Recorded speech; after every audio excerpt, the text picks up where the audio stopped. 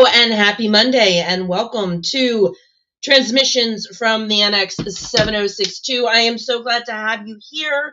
Hey Joel, hi Dave, lurking and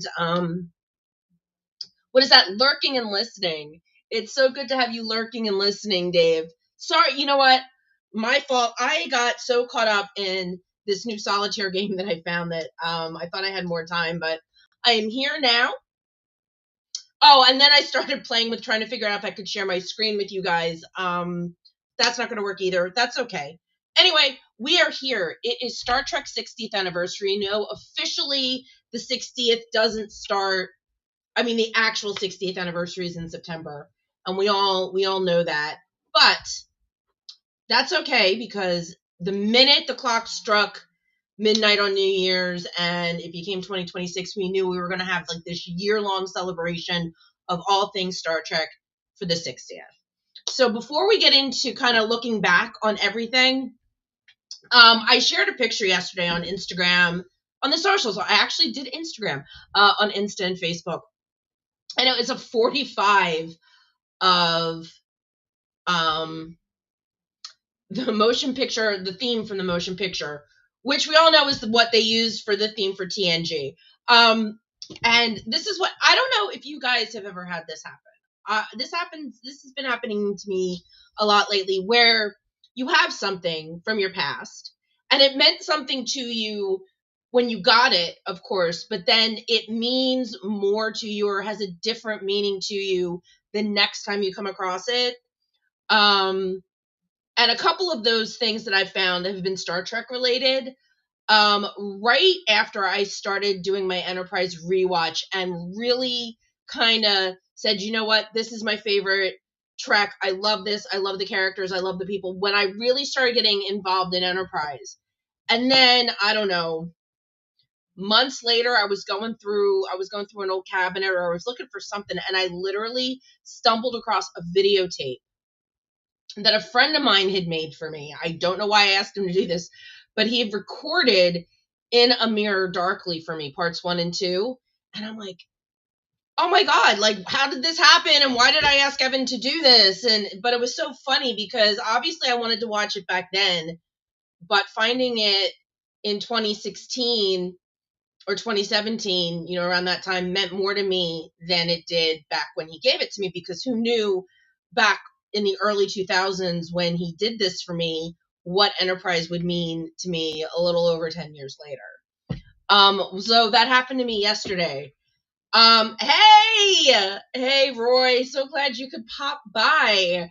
I was hoping, since you were messaging me, that I was going to see you tonight, so thanks for popping in. So the short-ish version of the story, my parents' house, God, it's been over a month. They had a major leak in their upstairs bathroom, and it went down into the dining room ceiling, and they had to have people come in and rip a bunch of things out. Their bathroom that had the leak but shares a wall with what they basically called my room, even though I wasn't living at home when they moved out of my childhood home. I was living in central Pennsylvania. So they gave me the second room. I got to pick the furniture, and that kind of stuff. And all of my stuff from my childhood and teenage years that couldn't move with me when I moved to state college all ended up in this bedroom.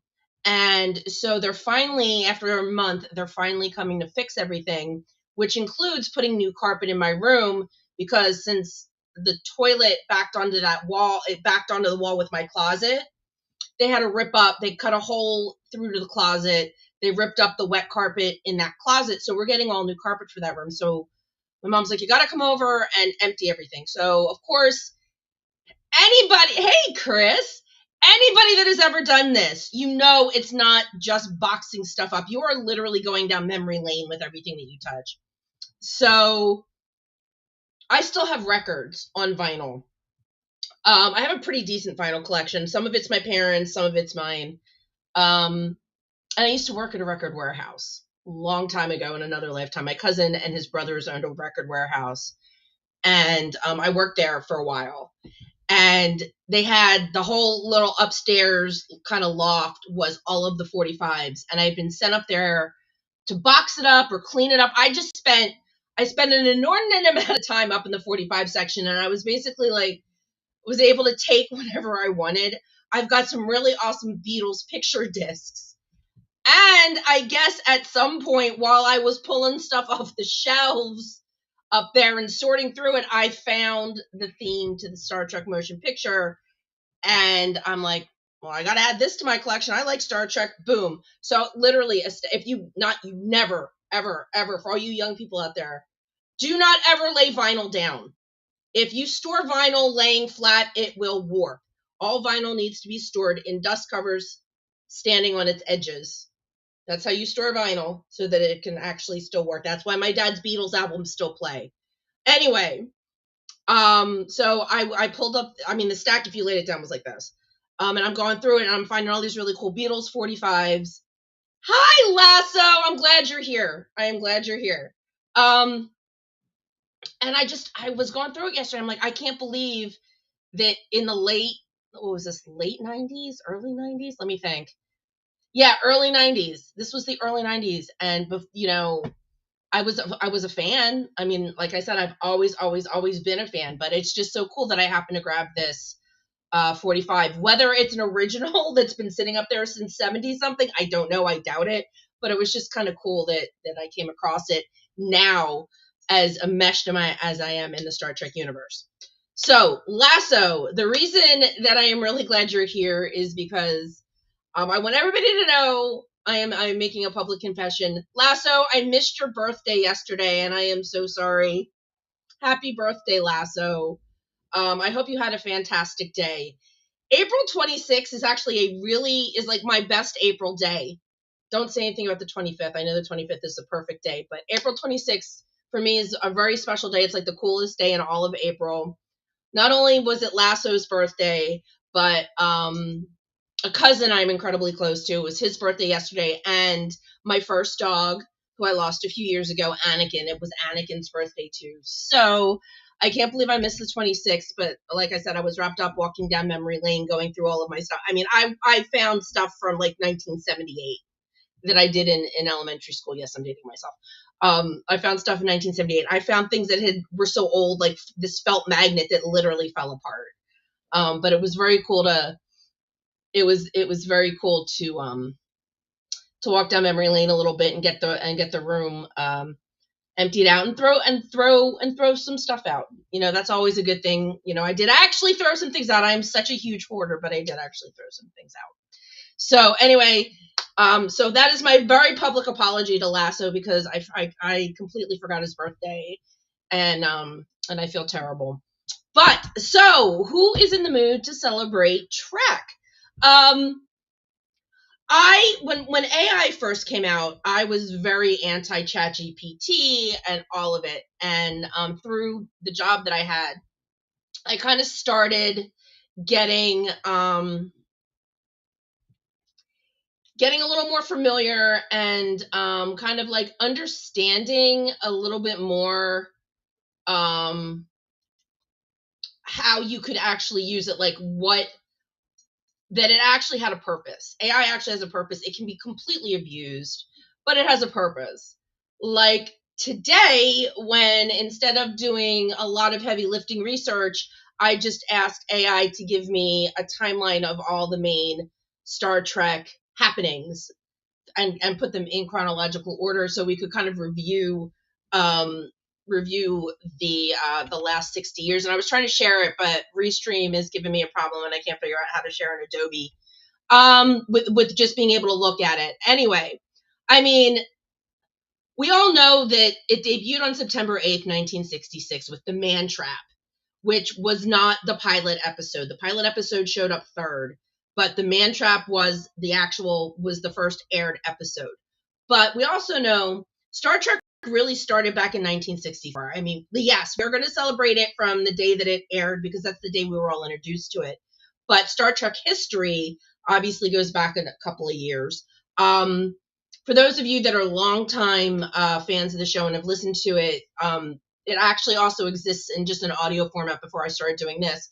But I had Chris Hunter on my show a couple of times. Chris Hunter is the son of Jeffrey Hunter, who played Captain Pike in the original pilot that NBC did not pick up. But one of the cool things that Chris talks about is how he was technically the first Trekkie, because he remembers literally riding in the car with his dad, and his dad telling him the show that he was going to be filming, and how it was sci-fi and all of this.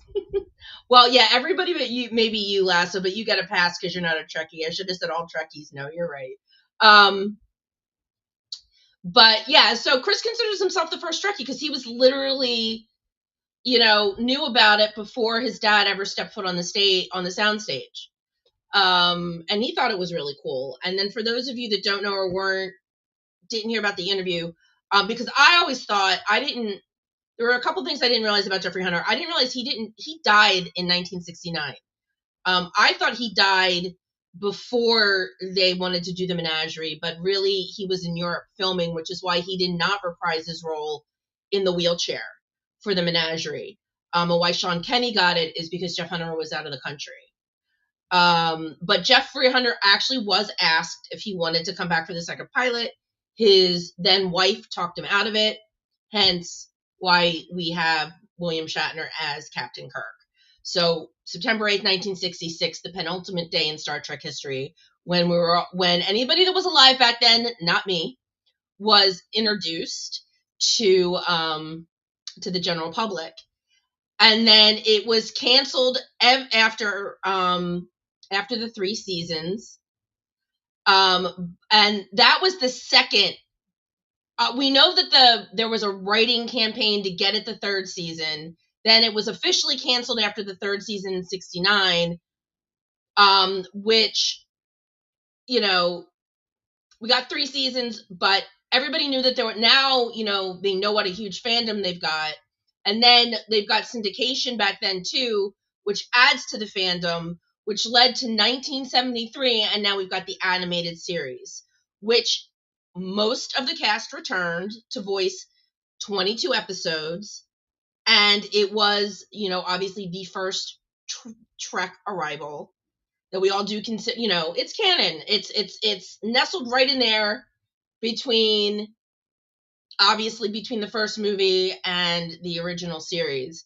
In 79 is when we get Star Trek the Motion Picture. And there was a lot. Ernesto's here. Hey! Ernesto, good to see you. So there was a lot of different things that went into that movie. There was a Star Trek there was a lot of different stories until they landed on the V'ger one. Searching for the existence of God, I believe, was part of that original thought process, and then we ended up with Star Trek V many years later. But we ended up with Star Trek the Motion Picture, which got fans back in the theater, which showed that Star Trek could translate to the big screen, which also helped us, and let us not forget that was 1979. 2 years earlier, 1977, Star Wars was that's right, it was Star Trek Phase 2. Thank you, Ernesto. And Star Wars helped too. Because when everybody who would have been involved with Star Trek realized that big blockbuster sci-fi has a fan base. And I mean, Star Trek already had a fan base anyway. So, so there was a lot that went into that. So Star Wars and Star Trek are definitely, related, at least on that. And then 82, we got The Wrath of Khan, which, according to AI, is widely considered the greatest Star Trek film, with Ricardo Montalban returning as Khan. And I know it seemed really weird to think that Spock dying was such a surprise. Like, that was, what did I say, 82? I was a teenager. I was a teenager at the time, I was preteen at the time. I know I saw it in the theater, and I think I don't know about you guys, But the first time if you saw Star Trek 2 around the time that it came out, before spoilers, before anybody told you, the whole thing with Darth Vader being Luke's dad. I remember that feeling in the pit of my stomach when you realized that Spock died. And then we had to wait 2 whole years for the search for Spock, which honestly is a lot better than the MCU. We usually have to wait a lot longer for things from the MCU. But we only had to wait 2 years for the search for Spock. There was actually, it went 2, 2, and 2. Wrath of Khan 82, Search for Spock 84, Voyage Home 86, and then right after There Be Whales Here, There Be the Next Generation, because that was only a year later. Like, I loved this because I didn't realize how close some of this stuff was until I had the AI outline it for me. But we had the Voyage Home, so while we're all riding high on a Star Trek movie, then we get to jump right into the next gen. And TNG would eventually surpass TOS in cultural impact and run for 7 acclaimed seasons. Yeah. Things were different back in the 60s. And then 2 years later, so now we've got TNG. And then just 2 years later, we had The Final Frontier, and we all know Shatner directed it. It was The Search for God. And it was notorious for its troubled production and studio-mandated budget cuts. Some of those studio-mandated budget cuts included not using ILM. So if anybody ever wonders why the shuttle coming in manually to the Enterprise looks like shit, it's because they dumped ILM, which, again, there's your Star Wars, Star Trek connection, because back then ILM was the bomb. Like, the other Star Trek movies used ILM because ILM was they were it if you wanted really good special effects. And because of the budget cuts, the special effects were just one of the many problems. Spock. Yes, that's very true. Spock does Vulcan neck pinch a horse. They want the humor of 4 felt, and here's my favorite word, you guys all know, the humor of 4 always felt organic. It worked. The humor in 5, oh my god, was just felt so forced. The whole movie just felt very thrown together and very forced. But it did give us the line, excuse me, what does God need with the starship? Absolutely, which is still a very cool line. It's still definitely worth quoting. Pluto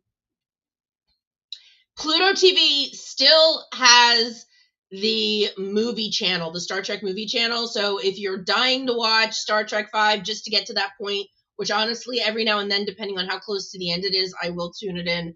Pluto TV's running all the Star Trek movies in clumps. It's either next gen movies, TOS movies, or the 3 J.J. Abrams films, and they kind of run for a day and then they switch to another one. What pisses me off is that they give you an Enterprise channel for like a few weeks and then they take it away. Bugs the crap. I'm like, they've got everybody else either shares a channel, TNG and Star Trek share a channel, Deep Space Nine has its own channel, Voyager has its own channel. I know Enterprise is only 4 seasons. Let it share a channel with DS9, or let it share the channel with Next Gen, but it just bugs me that Enterprise doesn't get any love. It comes and it goes. Okay, so the 80s are coming to a close. And obviously the last thing we got from the original cast was The Final Frontier, which left a bad taste in everybody's mouth.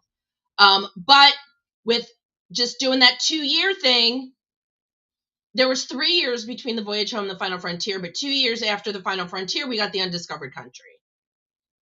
And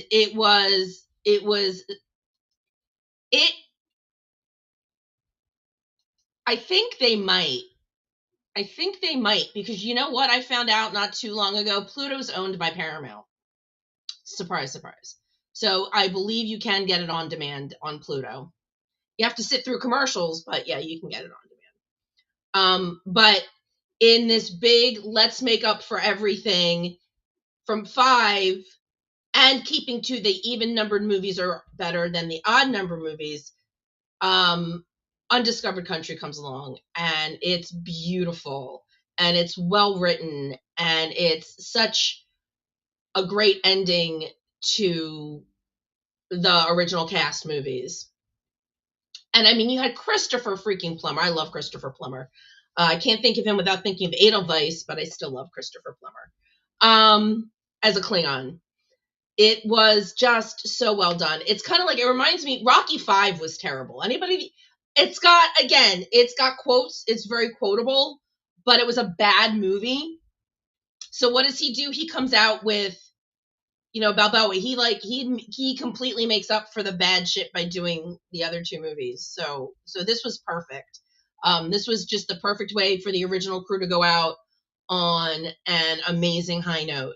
And usher in the 90s. We're still kind of getting used to, we still, Next Generation is just about halfway through their run, and we get the Undiscovered Country. And then 2 years after the Undiscovered Country, we get Deep Space Nine. So, things, there's only like a couple of years between all of this really cool stuff. It's like every time you turn around, there's something really cool going on with Star Trek. The late 80s, the early 90s, the 90s, this is like the heyday. This is like you can't turn on the TV without knowing that somewhere you're going to find Star Trek, because you went from the Undiscovered Country to Deep Space Nine in 93, 94, TNG ends. Oh, but they also released Generations as they also released their first movie, Generations. So it's like we've got all good things, and then turn around and you get their first movie, and of course Generations got Kirk and Picard, the whole passing of the baton thing, which doesn't last because for anybody that doesn't know, William Shatner resurrected Kirk in a book that he wrote. Yeah, oh, that's right. You had Dorn playing Worf's grandfather. That's right, in 6. Absolutely. So that was another tie-in. I forgot about that. Thank you, Ernesto. So I liked Generations. I liked it a lot. It had some, again, it was very quotable. I think I've said this before, but I can't mention Generations without mentioning my absolute favorite part is when you watch Kirk and Picard and they're riding, and then they stop riding and they start talking, and Kirk does a dressage move and has his horse sidestep over to get closer to Picard. For those of you that don't know, horses do not do that without being trained. Horses don't. That is a dressage move. That is a classical trained move. That is Shatner doing his equestrian as Kirk. That is Shatner being an equestrian as Kirk. And it was, I remember that was like, the movie was great, but when he did that, I was like crawling out of my skin because I am also an equestrian, and I thought that was the most awesome thing in the entire movie. The movie was good, but that little thing will always be my favorite part of that movie. That was 94. Then what happens in 95? We get our female captain. The middle of the 90s, and we get a female captain. We get Janeway. That is huge. And it is launched as the flagship show of the UPN through all 7 of its seasons. Not that really helped, but it is what it is. And then, so, and like I said, like, TNG ends, Generations happens, a year later we get Voyager, then the year after that, we get First Contact. My favorite of all the Next Gen cast, First Contact. The note that I got from AI, the Borg assimilate cinema. And, according to AI, widely considered the best TNG film, blending time travel with Earth's first warp flight and one of Trek's greatest villain performances. Absolutely, you cannot argue. Alice Krige was fantastic as the Borg Queen, and I always call this the prequel to Enterprise. For me, First Contact is also the prequel to Enterprise. So of course it's my favorite, but I absolutely loved First Contact. And back to our little 2-year stint, we get First Contact, and then 2 years later, Insurrection, considered a lighter, more ethical adventure. Divided fans, but performed reasonably at the box office. So that's 98. Year later, DS9 is done. And then back to and it was called A Rare Serialized Finale, resolved years of the Dominion War storylines. As we all know, Cisco ascended. To the Prophets remains one of Trek's most moving endings. I would have to agree with that.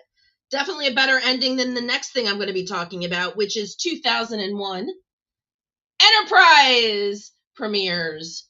And struggling ratings eventually led to a cancellation after 4 seasons, despite a stronger later run. Yep, we all knew that. So that's 2001. So we've got the mid-80s all the way through the 90s. Every time you turn around, Trek. We get Enterprise in 2001, 2002. We get Nemesis. It's just, I mean, there was some...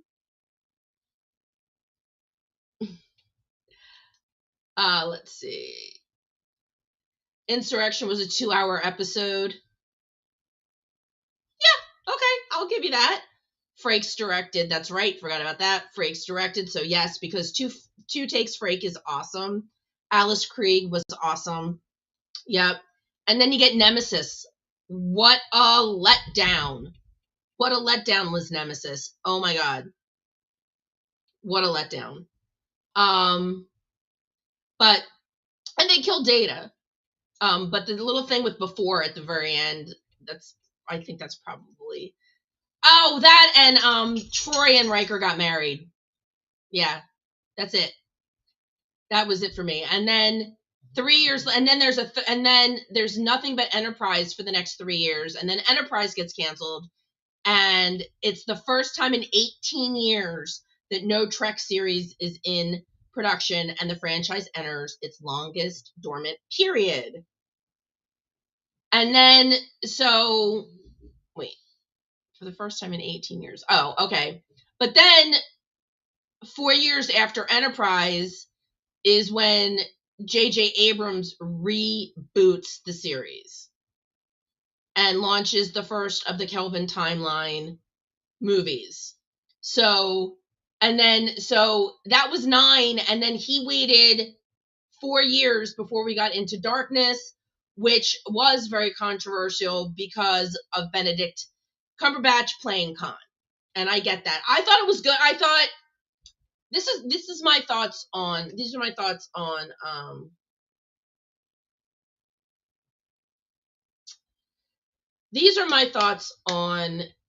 Into Darkness. If it had just been Benedict Cumberbatch playing a villain the way he played him, I loved it. But I get it. Khan was a person of color. Yeah. Lasso. Yes, he was. He played Khan, who was an iconic character, but Khan was played by Ricardo Montalban, and then to have it recast with somebody, with a white person in the role, a lot of people felt that was incredibly disrespectful, and I totally get that. I actually like it as Trek. I think, and honestly, because he brought people to Trek, because those reimagined movies brought people to Trek. Oh, that's interesting that it wasn't Khan, right?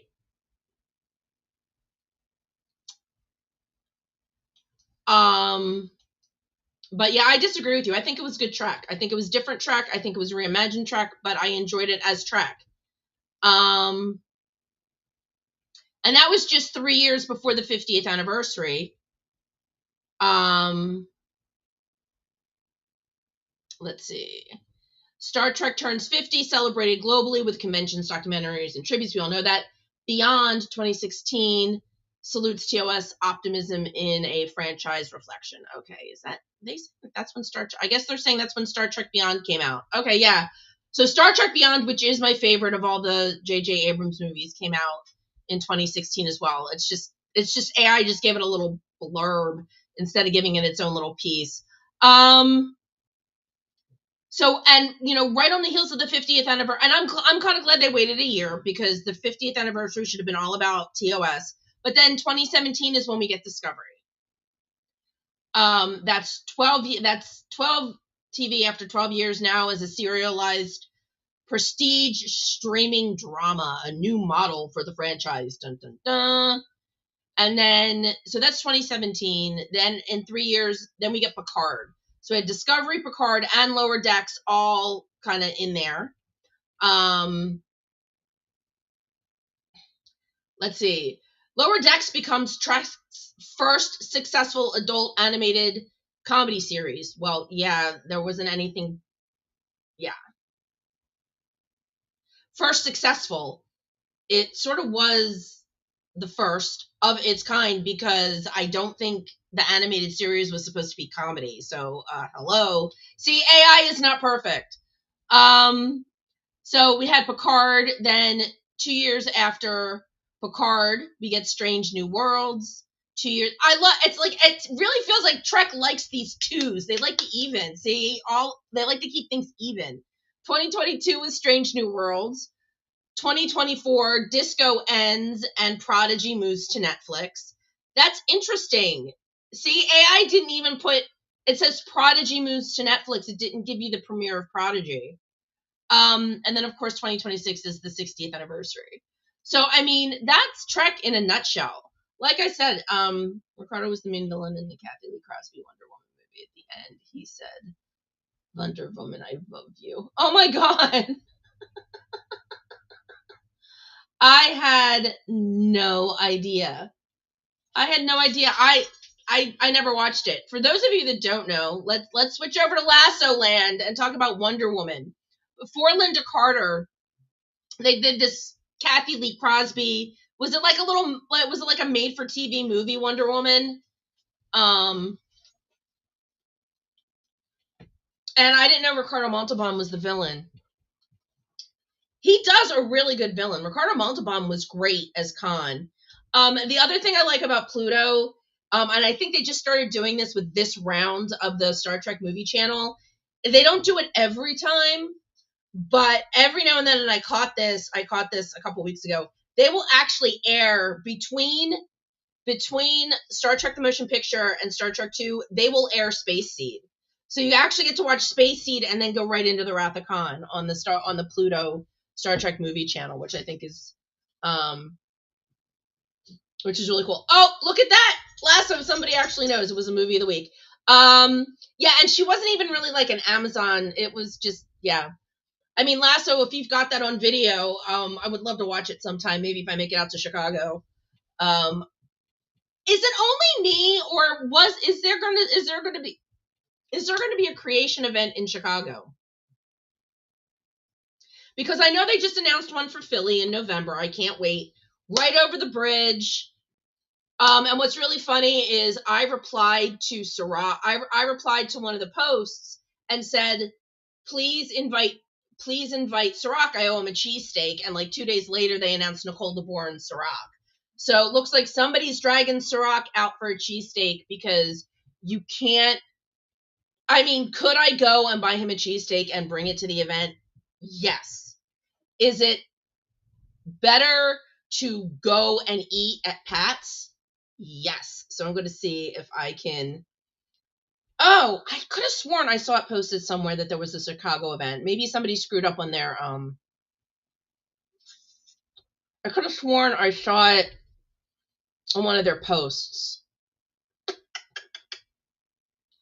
No Chris Pine yet, but Creation's not done announcing guests. If they're going to announce them, it would be Vegas, I bet. Not Philly, but if it's Philly, it's Philly, Lasso, but I will keep you posted. You know that. Yeah, no more Parsippany. I am excited because I have an option. I could stay in Philly, or I could literally just drive across the bridge for 2 days, which is probably what I'm going to do, because I'm like 20 minutes from the Sheraton. I know exactly where it's going to be. It's a really great hotel. It's a beautiful hotel, downtown Philly, not too far off the Parkway, which is like the main drag in. So like if you want to come in early, it's only a 2-day convention. So anybody that's never been to Philadelphia before, definitely get into Philly early and do the touristy stuff. The Liberty Bell, Independence Hall, run up the art museum steps. Not sure where the Rocky statue is right now. It was it was at the bottom of the steps and a little to the side. I think they put it up where it was in the movie. I don't know where it's at now. Yeah, Chicago would be great. I would love to go to Chicago. But like I said, I'm perfectly fine with Philly. Whether I get a booth or whether I go as an attendee, I haven't decided yet. But I'm really excited. Like I said, it's going to be in Philly. Chinatown's amazing. I don't think the Sheraton's too far from Chinatown.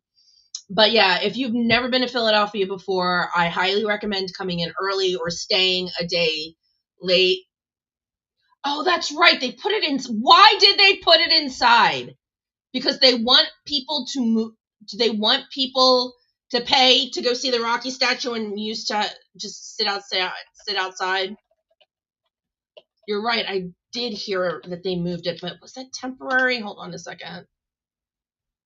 The famous runners moved inside the Philadelphia for a special exhibition, Rising Up Rocky and the Making of Moan, which runs through early August. Okay, so right now it's inside. But the permanent. Okay, so it's probably all right. So right now it's inside. I don't know where if they did it at the Sheraton, but I honestly don't follow other conventions. It's possible. Especially if they already have the relationship with the hotel, it's entirely possible that they just stayed at the same hotel to do this one, Ernesto. But I don't know because I don't know about their other conventions. But I just looked it up because there's a special.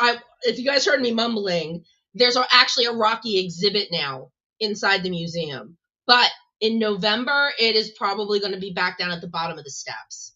Because it's just moved inside for the exhibit. So that's going to be through August. And then by the time the convention rolls around, it's going to probably be back down at the bottom of the steps.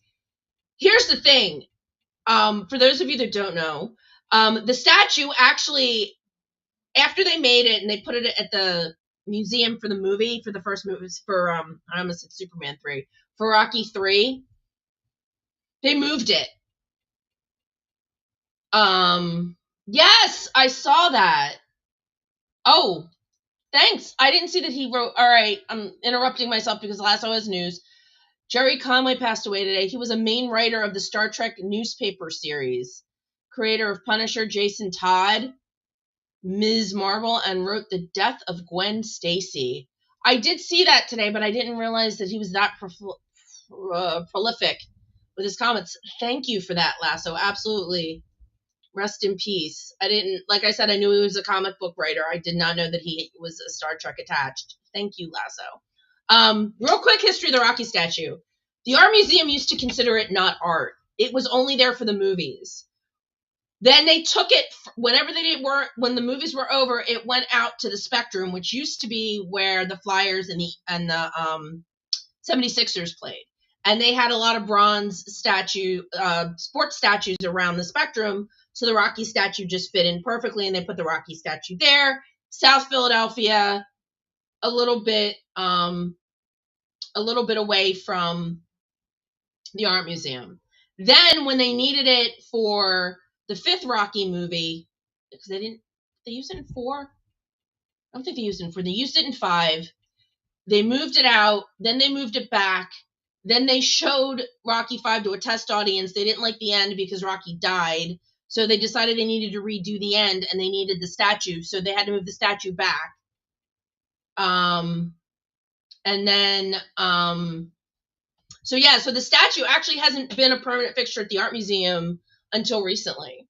In fact, my friends, I had some friends come down from Staten Island back in 91, and we took them on a Rocky tour, and we had to explain to them that we had to go to the Spectrum first to see the statue, and then we could go run up the art museum steps, but you couldn't do them both at the same time.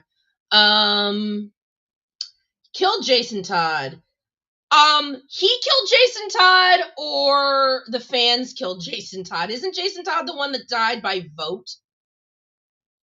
Or was that one of the other Robins? I thought Jason Todd was the one that died by vote, if I'm not mistaken. Lasso, I'm always deferring to you for comic stuff.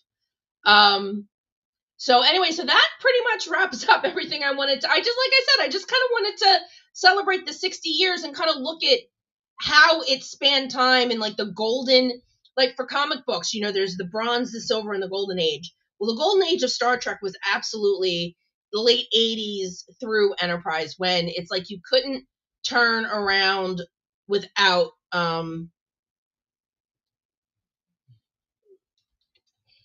yeah, he wrote it because nobody liked Jason Todd as Robin, and we all wanted him dead. Gotcha, but yeah, he would be alive, but not for that vote. Um, so we had our heyday, but now Trek is back. It's like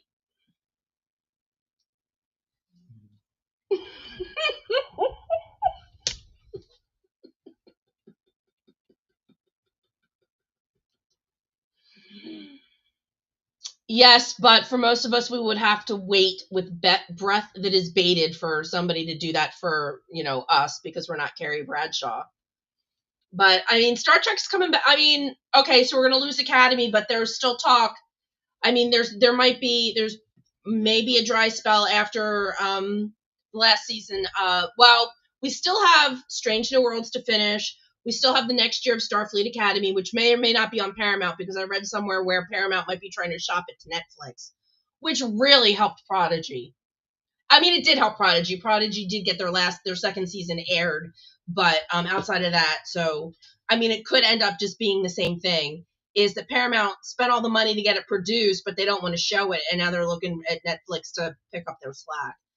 Whether or not that means that Netflix might consider giving it more than just their last season, who knows? But I did read somewhere that Paramount's trying to do the same thing with Netflix. That ended up happening with Prodigy, so who knows? But we are in the middle of the 60th anniversary, which we are all really excited about. And like I said, like I've been saying, and I'm going to say it again, I am so excited.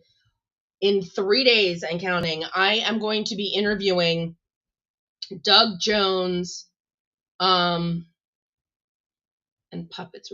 We are getting dragons and we're getting dragons and puppets? Is that what that is?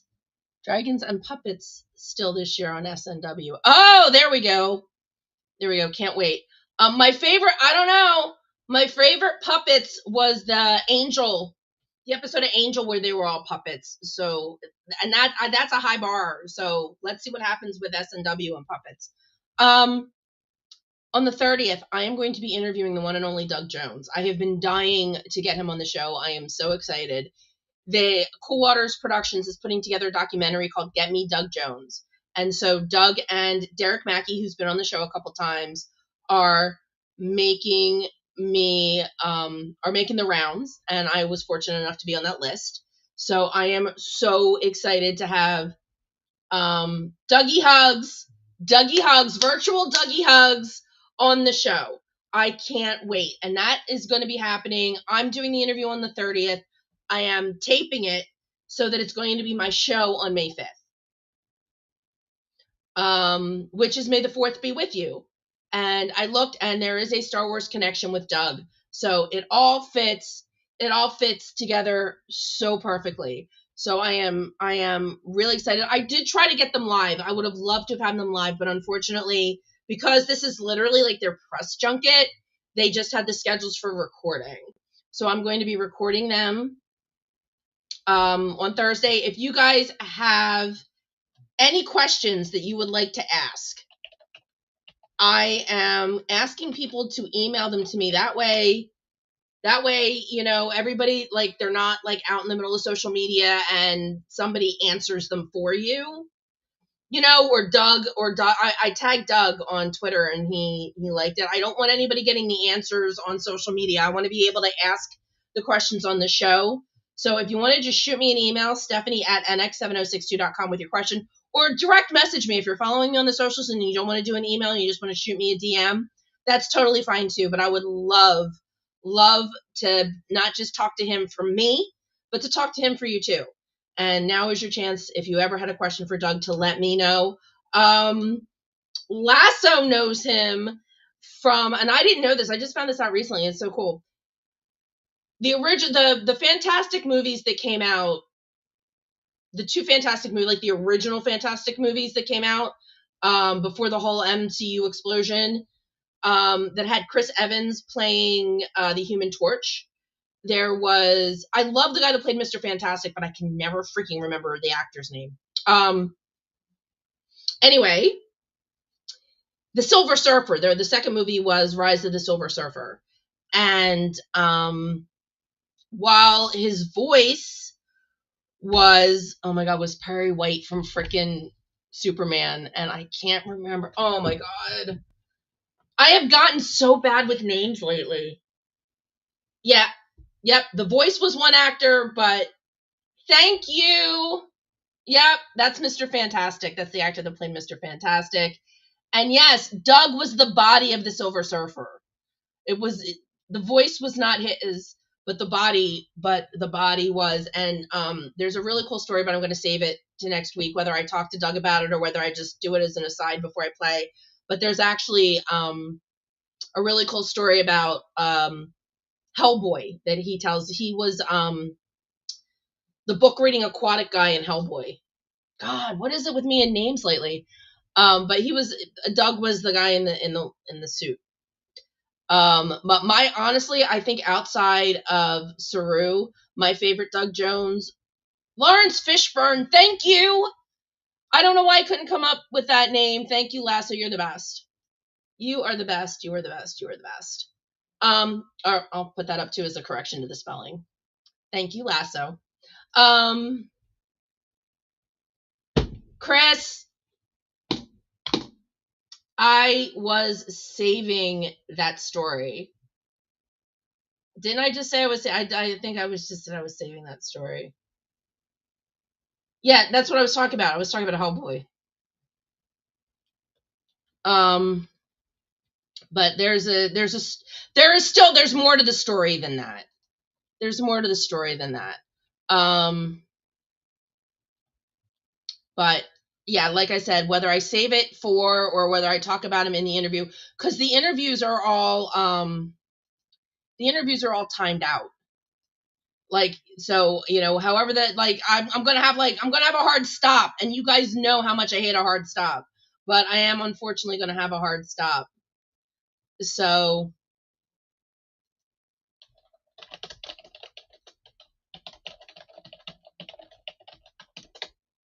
but, so I'm gonna try and get my questions in, and if you guys have any questions.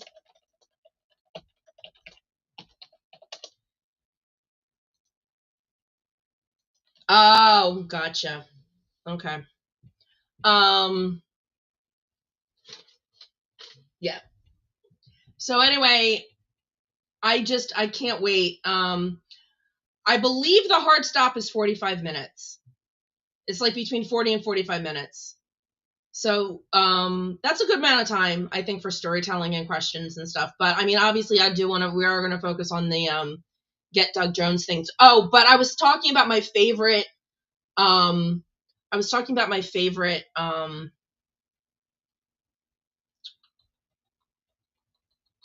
Doug Jones character is actually from What We Did in the Shadows, where he played the Baron. And I haven't finished watching it yet. I am savoring the last season. I think I have like 1 or 2 episodes left. But I just watched this coolest episode of What We Did in the Shadows that had me freaking hysterical. And while the show has been over for a while, honestly, I'm not sure I want to spoil it, because there's a lot of people that don't realize he was in it or haven't watched it. And What We Do in the Shadows is fantastic. And I've talked about it to Doug a few times.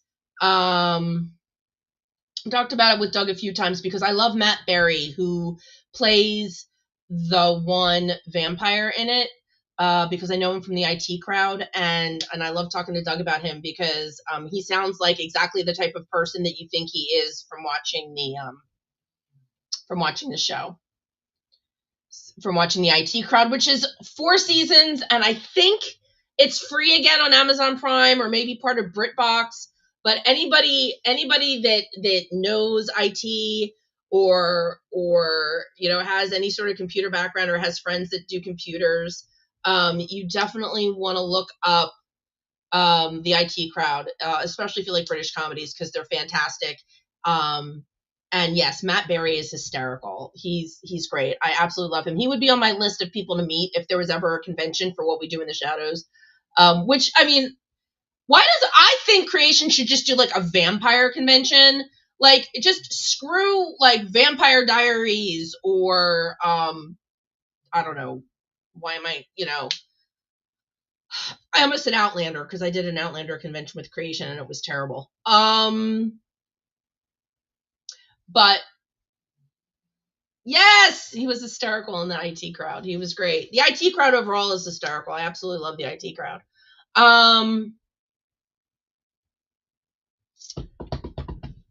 Oh shoot, train of thought just derailed. But yes, Matt Berry is great. Oh, vampire. There are so many really cool vampire shows. What We Do in the Shadows was fantastic. And I just think that the Creation could do really well with Lucifer. There we go. They've got Lucifer, they've got Vampire Diaries. If they could get the rights to and if they could get the rights to do What We Did in the Shadows, they could just do one giant ass Meadowlands blow up vampire convention and just hit them all. And I think that they would do really well. And I should probably email Ryan over at Creation about that. Ryan, ever think of just doing just a big old vampire convention? Because that way people don't have to choose whether they want to go see Lucifer or whether they want to go see Vampire Diaries. Just put it all together. Shadow Lords. Oh, got you. Yeah. Yeah, see that's what happens when you start seeing actors from things on other things. It just makes you think about like the other stuff that they've done and makes you want to go back and watch it or rewatch it. That's how I got into Law and Order. Because when I started watching Sex and the City is the first time I ever saw Chris Noth. And then it got me into Law and Order, and now I'm completely hooked on Law and Order through all of it, because Law and Order is such an amazing show. See. And how easy is it to connect Law and Order to Star Trek? Very easy, considering it's been on for over 20 years and all the guest stars. Oh, yeah. Yeah, the Mandalorian and Grogu next month is going to be awesome. I can't wait for that either. I can't wait. I actually have a cat named Grogu. And he's very sweet and he's very shy. And he's just this big gray fluff ball. And I don't know, there was something about him that made me want to name him Grogu, and it just seems to fit him. All right, guys. So we have covered the Trek Annivesary, which is amazing. And obviously there's more to come, and I cannot wait till STLV. Next week, the Doug Jones interview. May the 4th be with us all. May 11th, Wally Wingert. We finally landed on a date. The one and only Wally Wingert is going to be taking us on a tour of his house to look at his pop culture collection, which includes a massive amount of Star Trek stuff. And maybe I can get him to sing a little bit of Adam West live. I don't know. I think you all should look it up on the internet. It's fantastic. It's such a fun little video. The video, he did not make the video. Somebody else made the video, but he did the song Adam West, and somebody else did a perfect job with the video, except they used Lee Merriweather too much. Never liked her Catwoman. Met her, got her autograph, didn't not like her Catwoman that much, but I'm collecting Batman autographs, so I got hers. So that's gonna be, so we've got the 4th and the 11th lined up. Oh, thanks, Chris. Appreciate it. Thank you for saying that. And then the 18th is gonna be the last show. Don't know what it's gonna be yet. But then again, I mean, the fact that I know what the next 2 weeks are bringing is rare, right, guys? So anyway, thank you so much for hanging out with me for this happy anniversary to Trek. May the 4th be with us. Again, my email's in the chats if you've got, or hit me up on socials. if you've got a question for Doug. It's not going to be until Thursday night. 30th is, yeah, the third, yeah. It's not going to be until Thursday night. Like, I think, I want to say like 7:30, but I'm not 100% sure, but I think that's when I scheduled it. So yeah, you'll have time if you need to do something last minute on the 30th. But anyway, guys, until you're welcome. Ernesto, thank you for dropping by. Appreciate it. Sup, Staten Island. Anyway, guys, have a great night, and until I see you next week with my interview